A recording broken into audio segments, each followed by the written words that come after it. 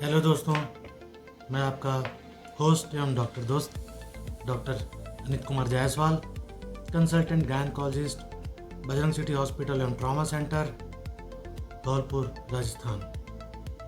दोस्तों, मेरे यूट्यूब का channel doctor Anit Jaiswal officials पे आपका स्वागत है।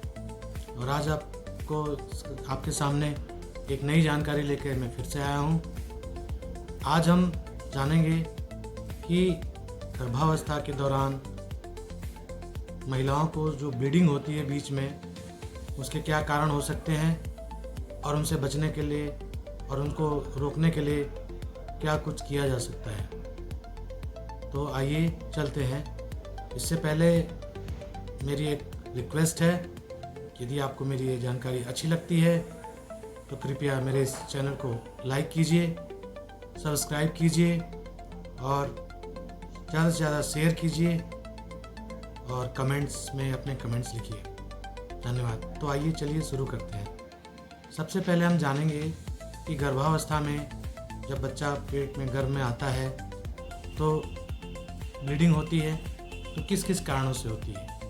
तो हम इसको फिर से 3 कालखंडों में बांटेंगे। पहला कालखंड है गर्भावस्था की प्रथम महीने से 12 हफ्ते तक, 12 हफ्ते से लेकर 28 हफ्ते तक दूसरा कालखंड, और 28 हफ्ते से लेकर फिर 40 हफ्ते तक तीसरा कालखंड। तो हम बारी बारी से जानेंगे कि हर कालखंड में ब्लीडिंग के क्या कारण हो सकते हैं, उसको रोकने के क्या उपाय हम कर सकते हैं। सबसे पहले हम प्रथम कालखंड में जाते हैं, फर्स्ट ट्राइमेस्टर जिसको कहते हैं, जो पहले महीने से 12 हफ्ते तक होता है। पहले महीने से 12 हफ्ते तक में ब्लीडिंग के कारण है। सबसे पहला तो यदि अगर गर्भ रुका है किंतु गर्भ में बच्चा नहीं बना है, सिर्फ बच्चे की मेम्ब्रेन या झिल्ली बन के रह गई है, तो ये जो गर्भ है ये आगे ग्रोथ नहीं करता है। आगे ग्रोथ नहीं करने के कारण ये अपने बच्चेदानी से जगह छोड़ देता है और धीरे धीरे ये प्रकार से गर्भपात की शुरुआत होती है और वहाँ से ये ब्लीडिंग होती है। तो इसको हम कैसे पता करेंगे? जब कभी भी हमें ब्लीडिंग होती है, महिलाओं को ब्लीडिंग होती है, तो सबसे पहले हम सोनोग्राफी करवाते हैं। सोनोग्राफी में ये कंफर्म होता है कि बच्चा नहीं बना है, सिर्फ बच्चे की झिल्ली बनी है। तो इस अवस्था में हम गर्भवती महिला को इसके एबॉर्शन की सलाह देते हैं। दूसरा कारण है कि यदि बच्चा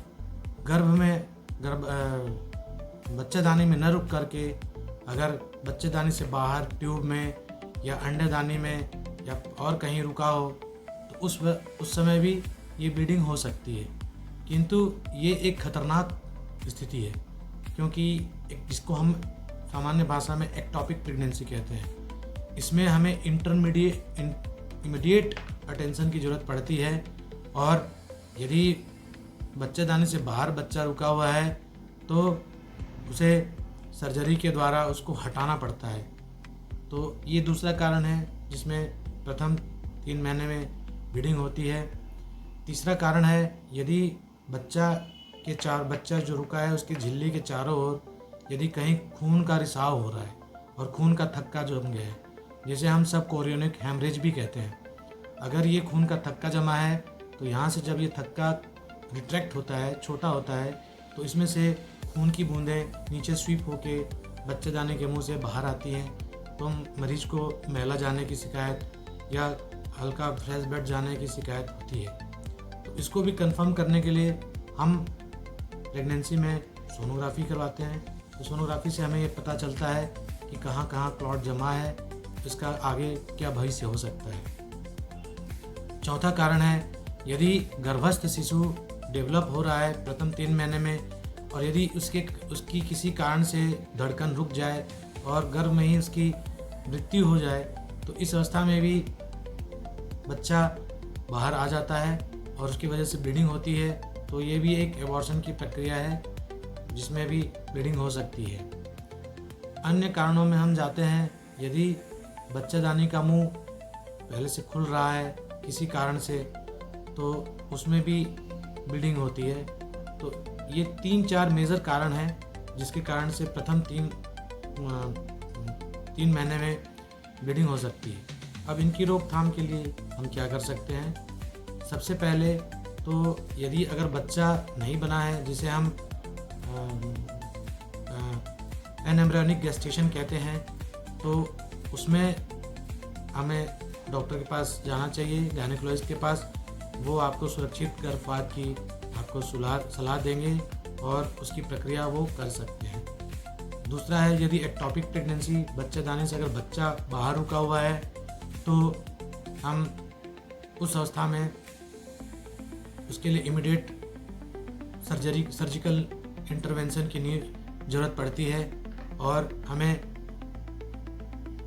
फिर से गायनेकोलॉजिस्ट के पास जाना चाहिए और वो आपको इस मामले में उचित सलाह देकर आपकी पूरी सहायता कर सकते हैं। क्योंकि एक्टोपिक प्रेगनेंसी एक ह्यूमन डेंजरिंग चीज़ होती है जिसमें गर्भवती महिला की कभी कभी मृत्यु भी हो जाती है। यदि अगर एक्टोपिक प्रेगनेंसी अगर पेट में फट जाती है तो पेट में खून जम जाता है, माँ को खून की कमी हो सकती है, माँ का वाइटल्स जो बीपी पल्स है वो डाउन हो सकता है, सैचुरेशन डाउन हो सकता है और ज़्यादा रक्तस्राव की स्थिति में माँ की मृत्यु भी हो सकती है। तो ये कंडीशन बहुत खतरनाक कंडीशन होती है। तो इसके लिए इमीडिएट आपको डॉक्टर से कंसल्ट करना चाहिए। डॉक्टर सोनोग्राफी करके या अन्य किसी भी प्रक्रिया के द्वारा पता करते हैं कि अब टॉपिक कहाँ है, उसके हिसाब से फिर उसके ऑपरेशन का प्लान किया जाता है। तीसरी कंडीशन है, यदि बच्चा बन गया है किंतु उसकी धड़कन नहीं आ रही है, तो इस कंडीशन में भी हम इसको एबॉर्शन की श्रेणी में रखते हैं और इसमें भी गर्भवती महिला को डॉक्टर के पास जाना चाहिए। वो आपके उचित गर्भपात की सेफ गर्भपात की प्रक्रिया आपको समझा के आपको उससे फ़ायदा दे सकता है। चौथी कंडीशन है सब कोरियोनिक हेमरेज। सब कोरियोनिक हेमरेज जिसमें बच्चेदानी के बाहर में बच्चे के चारों ओर खून जम जाता है। उस कंडीशन में हम वेट एंड वॉच की स्थिति में रहते हैं, क्योंकि कभी कभी जो छोटे क्लॉट होते हैं वो अपने आप रिजॉल्व हो जाते हैं और उनके लिए सामान्य जो रक्तस्राव रोकने वाली दवाइयाँ हैं, कुछ हार्मोन के इंजेक्शन्स हैं, हार्मोन की दवाइयाँ हैं, वो चलती हैं जिससे उनमें फ़ायदा पड़ता है। किंतु कभी कभी जब बड़े क्लॉट होते हैं, बड़ा हेमरेज होता है, तो वो रिजॉल्व नहीं होता है और वहाँ से निरंतर बीच बीच में खून जाता रहता है और कभी कभी गर्भपात की संभावना बन जाती है। तो इस कंडीशन में भी आपको गर्भवती महिलाओं को डॉक्टर गायनेकोलॉजिस्ट के पास जाना ही चाहिए और वो आपको इसके बारे में ज़्यादा उचित सलाह दे सकते हैं। और कारणों के बारे में यदि हम जानना चाहेंगे तो प्रथम 3 कालखंडों में तो ये होता है कि प्रथम 3 कालखंडों में जो ब्लीडिंग होती है उसमें हम कारणों पे तो हम देख चुके हैं, उनकी रोकथाम कैसे करें हम ये देख चुके हैं, कब हमको सुरक्षित गर्भपात की आवश्यकता पड़ती है हम ये देख चुके हैं। और इस प्रकार की चीज़ें जो हैं अक्सर महिलाओं में जो कंडीशन देखनी पड़ती है जिससे वो बहुत ज़्यादा परेशानी में महसूस करती हैं कि मुझे ब्लीडिंग क्यों हो रही है, मेरे बच्चे का भविष्य क्या होगा।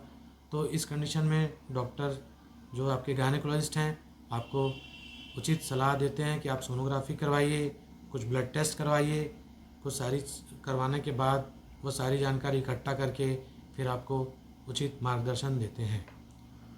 तो इस प्रकार से हमारा ये आज पार्ट 1 है जिसमें हमने प्रथम 3 महीने जो पहला महीना है उससे 12 हफ्ते तक के बीच में प्रेगनेंसी में जो ब्लीडिंग होती है उसके कारणों और उसके रोकथाम के बारे में आपको मैं बताया हूँ।